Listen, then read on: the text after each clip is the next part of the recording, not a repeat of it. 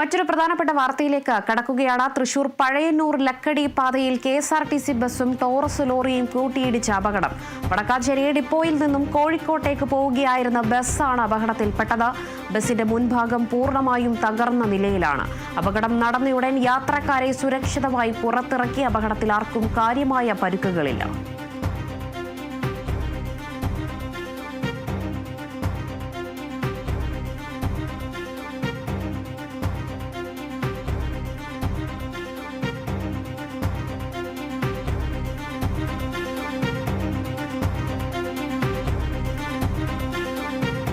തൃശൂർ പഴയന്നൂർ ലക്കടി പാതയിൽ KSRTC ബസ്സും Taurus ലോറിയും കൂട്ടിയിടിച്ച അപകടമുണ്ടായിരിക്കുന്നു. അപകടത്തിൽ ആർക്കും പരിക്കുകളില്ല എന്നൊരു വാർത്ത കൂടി വന്നിട്ടുണ്ട്. വടക്കാഞ്ചേരി ഡിപ്പോയിൽ നിന്നും കോഴിക്കോട്ടേക്ക് പോവുകയായിരുന്ന ബസ്സാണ് അപകടത്തിൽപ്പെട്ടത്.